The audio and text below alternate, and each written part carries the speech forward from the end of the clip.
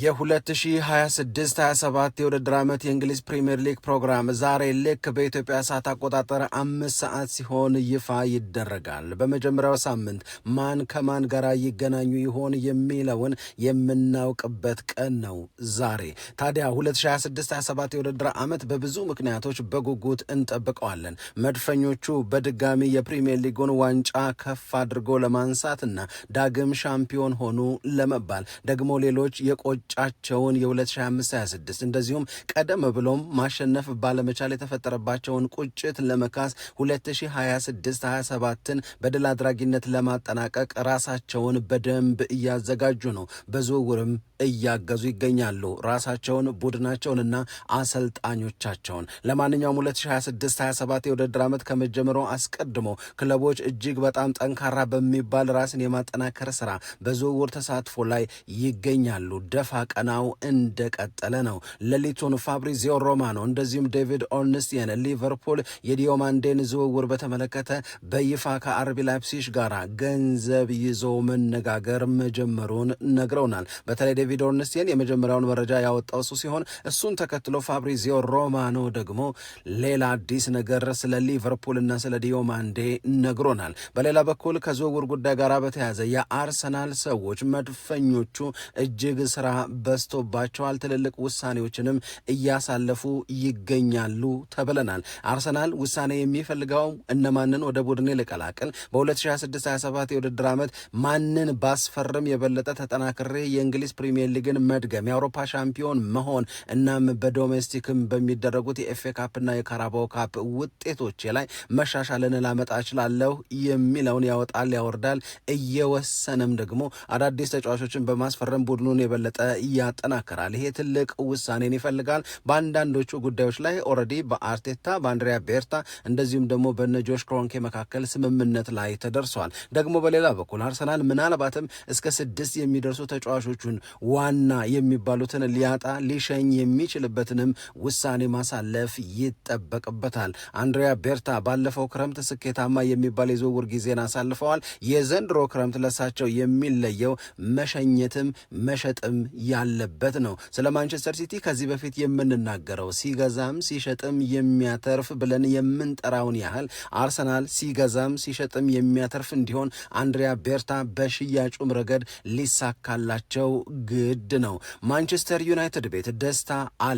የማንቸስተር ዩናይትድ ቤት ደስታ ደግሞ በተለይ በእርግጠኝነት የሚፈልጓቸውን ብዙ ያወጡ ያወረዱባቸውን ሀሳቦች በመተግበር ረገድ ምንም ወደኋላ የሚያደርገን ነገር የለም ነው። ዩናይትድ ከሚፈልጋቸው ተጫዋቾች መካከል አንደኛው ማቲያስ ፈርናንዴዝ ነው። በእርግጥ ዴቪድ ኦርንስቲየን፣ ፋብሪዚዮ ሮማኖ እና ሌሎችም ማንቸስተር ዩናይትድ ይህንን ተጫዋች የራሱ ማድረጉ አይቀርም ብለው በእርግጠኝነት ይናገራሉ።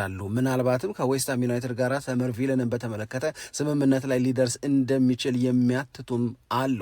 ግን ሌሊት ላይ ዌስትሃምን ለማነጋገር ከፍተኛ ጥረት ማድረግ ጀምሯል ተብለናል።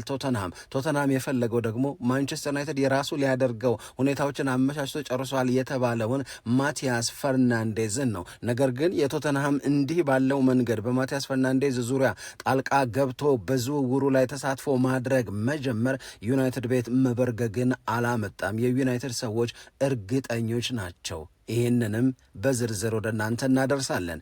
በፖርቹጋል ብሔራዊ ቡድን ውስጥ እንግዲህ ጥሩ የማይባሉ ስሜቶች እየተፈጠሩ ይገኛሉ። ሜዳ ውስጥ አላማረበትም።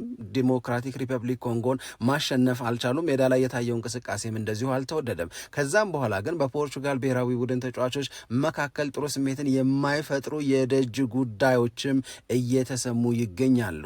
ያም አሁን ክርስቲያኖ ሮናልዶን እየመከረ ይገኛል። ለማንኛውም ፖርቹጋል ከሜዳ ውጪ ምን ገጠማት የሚለውንም ትሰማላችሁ። ለማንኛውም እንደነዚህ ያሉ ጉዳዮችን እያነሳን የተወሰኑ ደቂቃዎችን ከእናንተ ጋር ልናሳልፍ ነው የመጣ ነው። ሰላም ጤና ይስጥልን፣ እንደምናላችሁ የተከበራችሁና የተወደዳችሁ የሸገር ስፖርት ዊዝ አበበ ግደይ የዩቲዩብ ቻናል ቤተሰቦቻችን በያላችሁበት እጅግ አስደሳች ጊዜን እያሳለፋችሁ እንደሆነ ተስፋ እናደርጋለን። መልካሙን ሁሉ ለናንተ እንመኛለን። ታዲያ ይህንን ሸገር ስፖርት ዊዝ አበበ ግደይ የሚለውን የእኛን የዩቲዩብ ቻናል ሰብስክራይብ አድርጉ፣ የደውል ምልክቱን ተጫኑት፣ ሊንኩን ለሌሎች አጋሩና በተከታዮች ቁጥር እንድንበዛ የምንሰራቸው ፕሮግራሞችም ብዙ ሰዎች ጋር መድረስ እንዲችል ማገዛችሁን ቀጥሉ።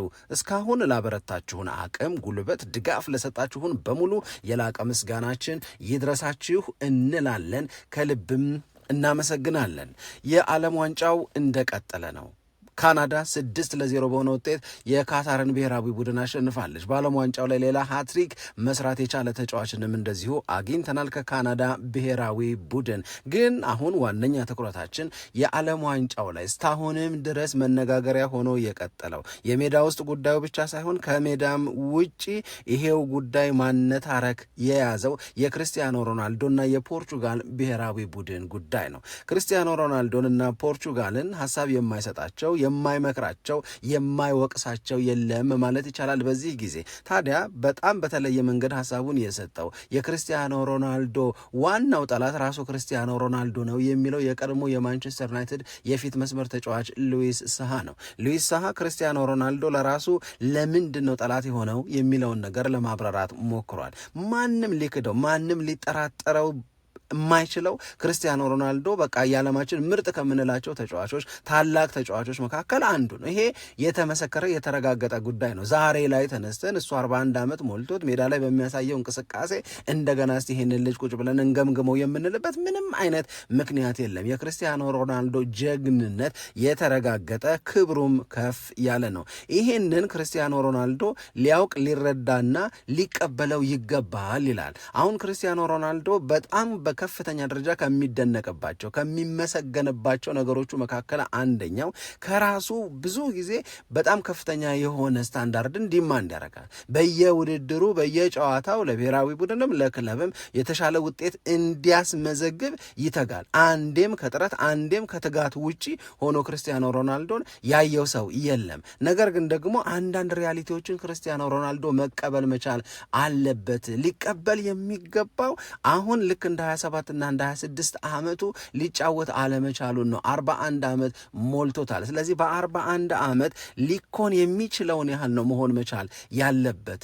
አሁን ክርስቲያኖ ሮናልዶ እንደ 26 እና እንደ 27 ዓመቱ ከራሱ በጣም ብዙ ነገር እየጠበቀ ራሱን ብዙ ነገር ካላመጣህ ብሎ እያስጨነቀ ራሱን እንዲህ ባለ ስሜት ውስጥ በመክተቱ ደግሞ እየተጎዳና እየተበላሸበት ነው። አሁንም ክርስቲያኖ ሮናልዶ ከኪሊያን ምባፔ እና ከኤርሊንግ ብራውት ሃላንድና ከሊዮኔል ሜሲ ጋራ ራሱን ያፎካከራል። ከነሱ በላይ ሆኖ መገኘት በጣም በጣም በጣም ያስፈልገኛል ብሎ ነው የሚያምነው። በዚህም ራሱን ያስጨንቀዋል። ነገር ግን ከነ ኤርሊንግ ሃላንድ ከነ ኪሊያን ምባፔ ጋራ መፎካከር የሚችልበት ሀቅ አለ ወይ? ክርስቲያኖ ሮናልዶ አሁን ዲፍረንትሊ ወይም ፍጹም በተለየ መንገድ የተሻለ ነገር ማድረግ ይችላል። የክርስቲያኖ ሮናልዶ ስታንዳርድ ለነ ሃላንድም ለነ ኪሊያን ምባፔ ምሳሌ የሚሆን ነው እንጂ ሰውነቱን አሁን ሃላንድ የሚሰጠውን አሁን ምባፔ የሚሰጠውን ነገር ካላመጣ ብሎ ሊያስጨንቀው አይገባም። ስለዚህ ክርስቲያኖ ሮናልዶ ራሱን የሚጠይቃቸው ጥያቄዎች ካላመጣህ የሚላቸው ነገሮች ናቸው ሰለባ እያደረጉት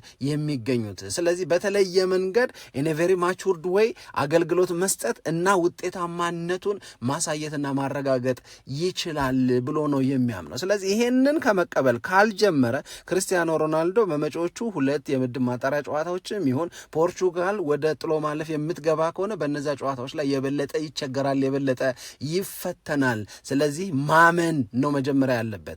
የሚያምነው አልችልም ብሎ አይደለም። የሚያምነው አሁን መስጠት የሚችለው በተለየ መንገድ ነው። አገልግሎት መስጠት የሚችለው ውጤታማነትን መስጠት የሚችለው በተለየ መንገድ ነው የሚል ነው።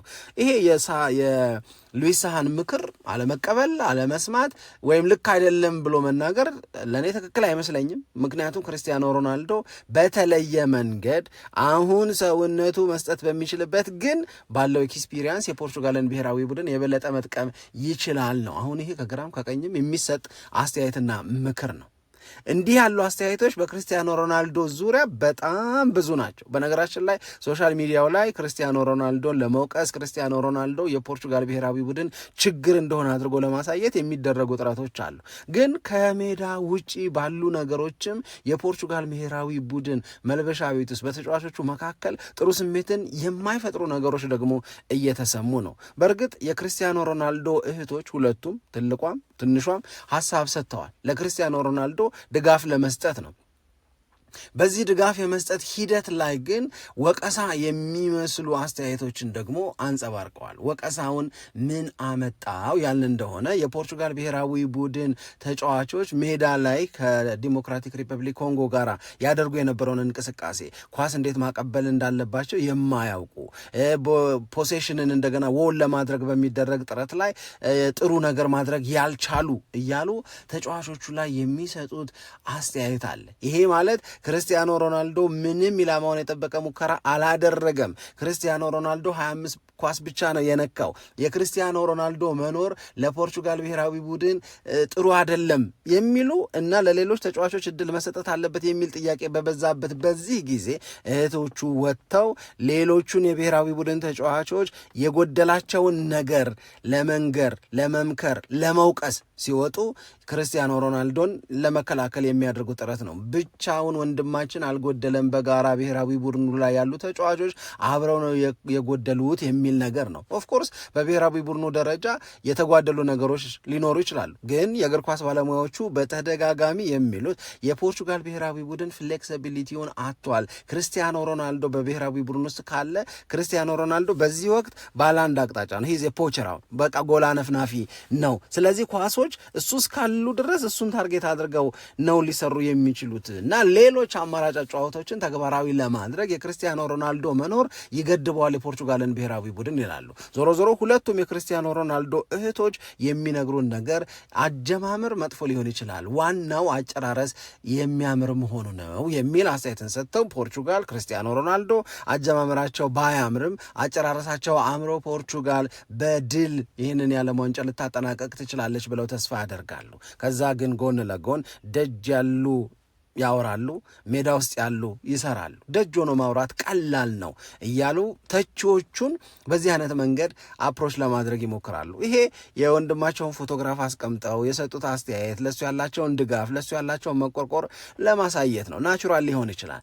ግን ከዛ ውጪ በአንድ ሰው ፖስት የተደረገ ብሩኖ ፈርናንዴዥን የሚወቅስ ፖስት ላይ የክርስቲያኖ ሮናልዶ እህት ላይክ አደረገችው። ክርስቲያኖ ሮናልዶን የተከላከለች ብሩኖ ፈርናንዴዥን እንዴት በዚህ መንገድ አሳልፋ ለመስጠት እንዴት ክርስቲያኖ ሮናልዶን ያደረገውን ወይም በሱ በኩል የጎደለውን ነገር ተቆርቁራ እንዲህ ያለ መልስና ማብራሪያ እየሰጠች መጨረሻው ሊያምር እንደሚችል አበረታች መልእክቶችን እያስተላለፈች ብሩኖ ፈርናንዴዥ ላይ ምነው በረታች የሚል ስሜትን ፈጥሯል። ተቹ ምንድን ነው የሚለው? ብሩኖ ፈርናንዴዥ ለማንቸስተር ዩናይትድ ሲሆን የሚሰጠውን አገልግሎት ለፖርቹጋል ሲሆን አይሰጥም። እሱ ለማንቸስተር ዩናይትድ ነው ዋጋ የሚከፍለው።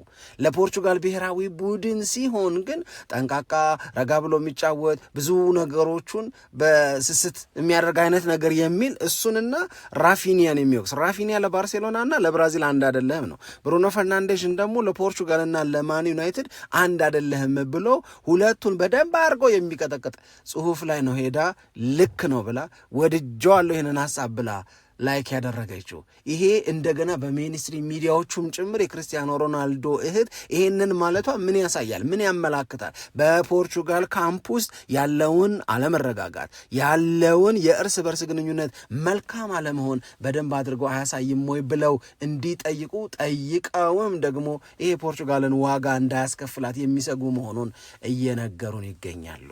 ይሄ በፖርቹጋል በክርስቲያኖ ሮናልዶ እና በዓለም ዋንጫው ጉዳይ መነሳት ያለበት ነገር ነው። ወደ ዝውውር ጉዳይ ስንሄድ ዝውውር ላይ ሊቨርፑል የሌሊት ዋና ጉዳይ ነበረ። የሌሊት ዋና ጉዳይ ስንል ሊቨርፑል ዲዮማንዴ የሚባለውን የኮትዲቯር ብሔራዊ ቡድን ተጫዋች በጣም ነው የሚፈልገው።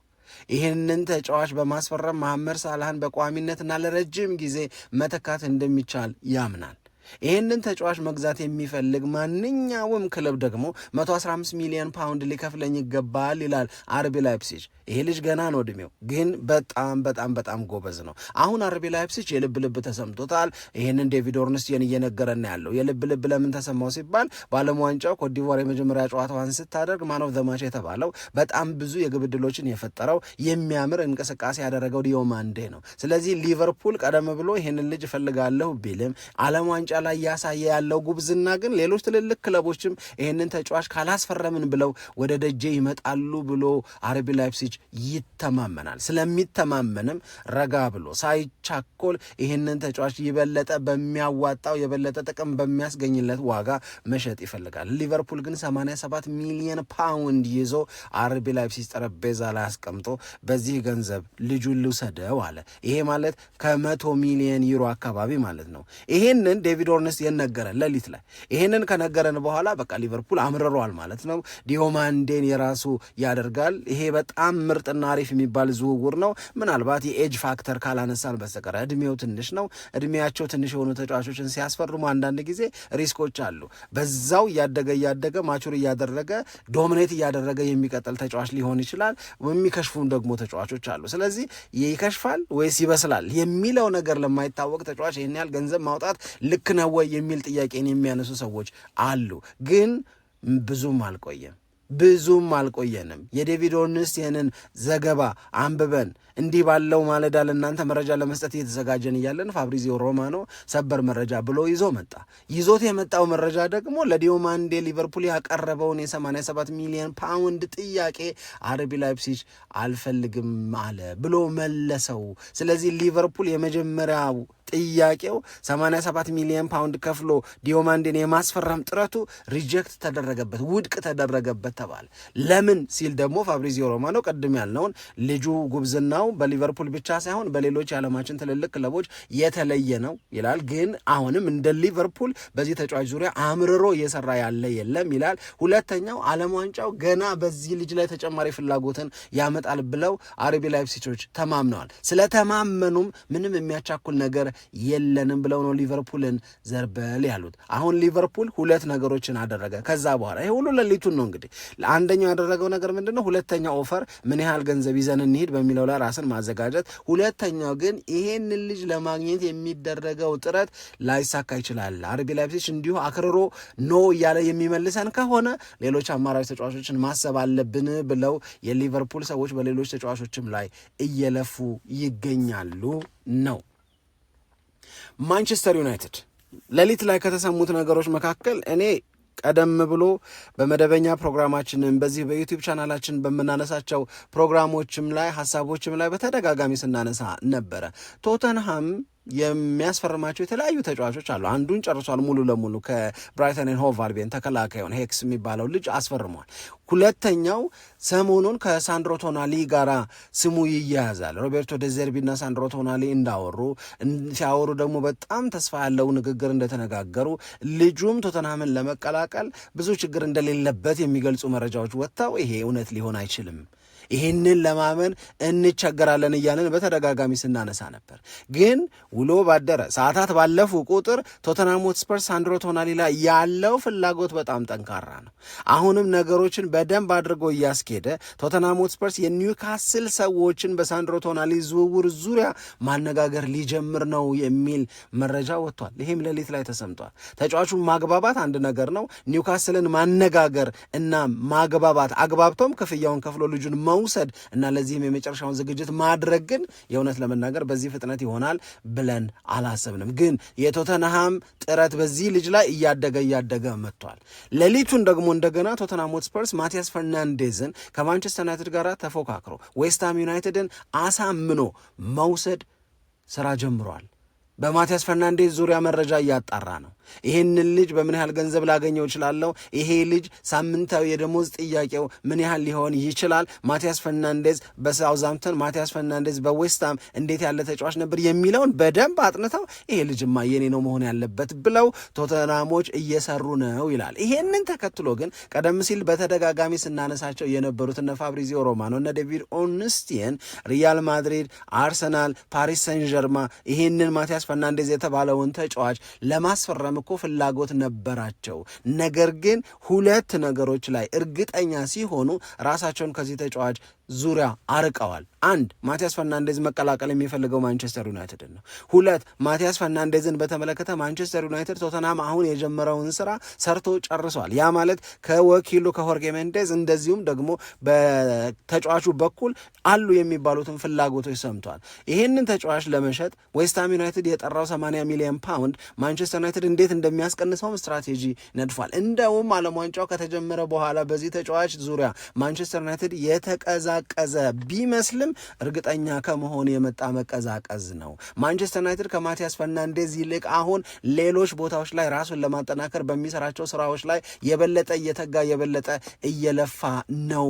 ይህም የሆነበት ምክንያት በማቲያስ ፈርናንዴዝ ማንቸስተር ዩናይትድን መቀላቀል ዙሪያ እርግጠኞች ናቸው ይልና ፋብሪዚዮ ሮማኖ ምን ይላል? የማንቸስተር ዩናይትድ የስራ ኃላፊዎች ደስተኞች ናቸው። ምክንያቱም ማንም የትኛውም ክለብ ማቲያስ ፈርናንዴዝን ከነሱ እጅ ፈልቅቆ ሊወስደው እንደማይችል እርግጠኞች ሆነዋል። ስለዚህ ማቲያስ ፈርናንዴዝ ከብሩኖ ፈርናንዴዝ ጋር መጫወት ይፈልጋል። ማቲያስ ፈርናንዴዝ የማንቸስተር ዩናይትድን ቀይ ማሊያ ለብሶ ኦልትራፎርድ ላይ ማገልገል ህልሙ ነው፣ ፍላጎቱ ነው። ማንቸስተር ዩናይትድ ብቻ እያለ ነው ያለው። የማንቸስተር ዩናይትድ ታላቅነት፣ የማንቸስተር ዩናይትድ ገናና ታሪክ ገብቶታል። እሱ ብቻ አይደለም፣ ማንቸስተር ዩናይትድ እንደገና ከፍ ለማለት እንደገና ኃያልነትን ለመቆናጠጥ እየሰራ ባለው ስራ ተማምኗል ነው። ይህንን ሁሉ በመነጋገራቸው ሂደት ማንቸስተር ዩናይትዶች ገብቷቸዋል። ስለዚህም ደስተኛ ናቸው። ደስታቸው የመጣው የሚፈልጉት ተጫዋች ስለሚፈልጋቸው ነው። ደስታቸው የመጣው እነሱ የሚፈልጉትን ተጫዋች የሚፈልጉ ሌሎች በርካታ ክለቦች አሉ። ማንቸስተር ዩናይትድ እነዛን ሁሉ ተስፋ ማስቆረጥ በመቻሉ ነው። ስለዚህ የቶተንሃም አዲስ ጥረት፣ አዲስ እንቅስቃሴ ማንቸስተር ዩናይትድን ሊረብሽ የሚችል ከሆነ የሚረብሸው በአንድ ነገር ብቻ ይሆናል። ዌስትሃም ዩናይትድን እና ማንቸስተር ዩናይትድን ዋጋ እንዲዋደዱባት ማድረግ ነው። ይህ ማለት ዌስትሃም ዩናይትድ ለልጁ የጠራው ጥያቄ አለ፣ የገንዘብ መጠን አለ። ቶተንሃም ቢዲንግ ዋር ውስጥ የሚገባ ከሆነ እንዲህ ያለ መጫረትን ማንቸስተር ዩናይትድ ስለማይወድ ያ የማንቸስተር ዩናይትድን ጥረት ሊረብሸው ይችል ይሆናል። ግን የዩናይትድ የሥራ ኃላፊዎች እርግጠኞች ናቸው። አሁንም ሁለት ተጫዋቾች ማንቸስተር ዩናይትድ መሀል ክፍል ላይ ዩናይትድን ይቀላቀላሉ ተብሎ እንደሚገመት እነ ፋብሪዚዮ ሮማኖ አስታውሰውናል። ቀደም ሲል በተደጋጋሚ ሲነሳ የነበረውን ነገር ማለት ነው። መድፈኞቹን በተመለከተ ትልልቅ ውሳኔዎች እየተጠበቁ ነው የሚገኙት። ትልልቆቹ ውሳኔዎች በመግዛት ትልልቆቹ ውሳኔዎች በመሸጥ ግን ምንም ልንጠራጠር የማይገባው አርሰናል በ2026/27 ብሶበት እንዲመጣ አሪፍ ሆኖ እንዲቀርብ አሪፍ ሆኖም ደግሞ የበለጠ ድል እንዲያደርግ ስራዎች ይሰራሉ። ይሄ ምንም ጥርጥር የለውም። ይሄንን በተመለከተ የሚነሱ ሀሳቦች ምንድን ናቸው? ለምሳሌ አንድሪያ ቤርታ እና አርቴታ የሚሸኙ ተጫዋቾችን ኦልሞስት ለይተዋቸዋል። የሚሸኙ ተጫዋቾች ሲባል ለምሳሌ ጋብርኤል ማርቲኔሊ፣ ጋብርኤል ሄሱስ እንደዚሁም ደግሞ የትሮሳርድ እነዚህ ሶስቱም ተጫዋቾች ሊሸኙ ከሚችሉ ተጫዋቾች ውስጥ ገብተዋል። ሶስቱም አንዳንድ ዓመት ኮንትራት ነው የቀራቸው። ሶስቱም አንዳንድ ዓመት ኮንትራት ሲቀራቸው የጋብርኤል ማርቲኔሊ ግን አርሰናል አንድ ዓመት ከፈለገ የማራዘም እድል አለው። ስለዚህ እነዚህ ተጫዋቾች አንዳንድ ዓመት ኮንትራት ነው ያላቸው ማለት እነዚህ ልጆች ወይ በርካሽ ወይ በነፃ ሊያጣ ነው ማለት ነው አርሰናል ምን ካላደረገ ለተጫዋቾቹ አዲስ ኮንትራት የማይሰጥ ከሆነ። ስለዚህ አዲስ ኮንትራት አሁን ለነ ትሮሳርድ ዲሴምበር ላይ 32 ዓመት ለሚሞላው ትሮሳርድ ይሰጣሉ። አሁን ለምን ትሮሳርድን መረጥኩኝ? ከሶስቱ ተጫዋቾች ባለፈው ወይም አርሰናል ሻምፒዮን በሆነበት የውድድር ዓመት ብዙ ጨዋታ የተጫወተው ትሮሳርድ ነው። ስለዚህ ትሮሳርድን ነው የበለጠ እንዲያገለግለው አርቴታ እየመረጠ ያለው። ግን ይሄ ልጅ ደግሞ የኤጅ ፋክተር አለበት። ኤጅ ፋክተር ማለት እድሜው 32 ደርሷል። ይህን ልጅ አዲስ ውል ማስፈረም ልክ ነው ወይ የሚሆነው? ከዛ በኋላ ሪሴል ቫሊዩ የለውም። አሁን ግን እነ ኒውካስል ዩናይትድ ይፈልጉታል። ይህንን ልጅ ሸጦ አርሰናል የተወሰነ ገንዘብ መስራት አይሻለውም ወይ? ይህንን ነው እያወጡ እያወረዱ የሚገኙት። በጋብርኤል ማርቲኔሊ እና በጋብርኤል ሄሱስ ዙሪያ ዋጋ ቆርጠዋል። እንደውም ለሄሱስ ከ18 እስከ 20 ሚሊዮን ፓውንድ የሚከፍሉ ክለቦች ከተገኙ መሸኘት ምንም ጥያቄ የለውም። በሱ ላይ እንቅልፍ እያጡ አይደለም የአርሰናል ባለስልጣናት ወይም ደግሞ እነ አንድሪያ ቤርታ። ግን ከነሱ በተጨማሪ ሌሎች የሚሸኙ ተጫዋቾችም ሊኖሩ ይችላሉ። ለምሳሌ የቤንጃሚን ዋይት ቤን ዋይት እና አርሰናል አብረው ስለመቀጠላቸው እርግጠኛ መሆን አይቻልም። አንድ ነገር ላይ ይንጠለጠላል ነው የተባለው። የጁሪያን ቲምበር ጉዳት የከፋ ከሆነ ለረጅም ጊዜ ከሜዳ የሚያረቀው ከሆነ ምክንያቱም የቻምፒዮንስ ሊግን የዋንጫ ጨዋታ ተጫወተ፣ ከዛ በኋላ ለሆላንድ ብሔራዊ ቡድን ተጠራ። ግን ሆላንድ ደግሞ አይ ይሄ ልጅ ተጎዳ ብላ መልስ አሸኝተዋለች። ይሄንን ልጅ ለረጅም ጊዜ የሚያጣው ከሆነ በቤን ዋይት ዙሪያ አርሰናል የሚወስነው ውሳኔ የተለየ ሊሆን ይችላል። ቲምበር ደና ከሆነ ግን እዛ ቦታ ላይ ሌላ ተጫዋችን አስፈረመው ቤን ዋይትን መሸኘትን ይመርጣሉ።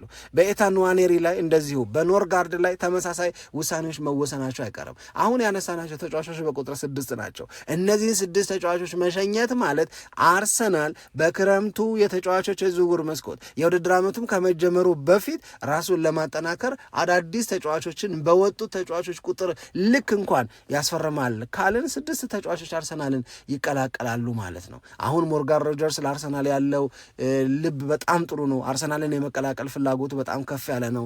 የባርኮላን ስናነሳ ነበረ። እንደዚሁም ደግሞ ባለፉት ጊዜያቶች አስቸጋሪ የነበረው የዝውውር ሂደት ኒኮ ዊሊያምስን የተመለከተ ነው። አሁን ኒኮ ዊሊያምስ የአርሰናል ለመሆን በጣም ከፍተኛ ፈቃደኝነት አለው። ሁሊያን አልቫሬዝ አርሰናልን ሊቀላቀል የሚችልበት እድል ሰፊ ነው። በአርሰናልና በአትሌቲኮ ማድሪድ መካከል ስምምነት ሁሉ ተደርሷል ሲባል ሰምተናል። ስለዚህ አርሰናል የሚዘናጋበት ሳይሆን በጣም ትልልቅ ዝውውሮችን የሚፈጽምበት፣ የሚሸኛቸው ተጫዋቾች እንዳሉ እርግጠኛ ከሆናችሁ እነሱ መተካት ስላለባቸው አዳዲስ ፊቶች አርሰናልን ይቀላቀላሉ፣ የአርሰናል ይሆናሉ። አርሰናል የቆጨውን ስለ መስራት ያቅዳል። የቆጨው ቻምፒዮንስ ሊግን ዋንጫ አለማሸነፍ ነው። የቆጨው ከአንድ በላይ ዋንጫ ሳያሸንፍ 2025/26 የውድድር ዓመት መጠናቀቁ ነው። 2026/27 ግን በብዙ የሚሻሻልበት ያለመውን የሚፈጽምበት እንዲሆን እነዚህን አሁን የጠቃቀስናቸውን ውሳኔዎች መወሰኑ አይቀርም። 5 ሰዓት ሲሆን በኢትዮጵያ ሰዓት አቆጣጠር የ2026/27 የእንግሊዝ ፕሪሚየር ሊግ የውድድር ፕሮግራም ይወጣል። ስቱዲዮ ሆነን ነው የሚወጣው። ብዙ ሀሳቦችን እናነሳለን። ደግሞ ብዙ አዳዲስ ውሳኔዎችም ተወስኗል፣ ትሰሙታላችሁ። ለማንኛውም የትኞቹ ጨዋታዎች በመጀመሪያው ሳምንት ላይ በኖሩልን ትላላችሁ? ሀሳባችሁን ኮመንት ሴክሽኑ ላይ ብጽፉልን በጣም ደስ ይለናል። አብራችሁን ስለነበራችሁ ከልብ እናመሰግናለን። በያላችሁበት ሰላም ለእናንተ ይሁን። ኢትዮጵያ ለዘለዓለም ትኖር።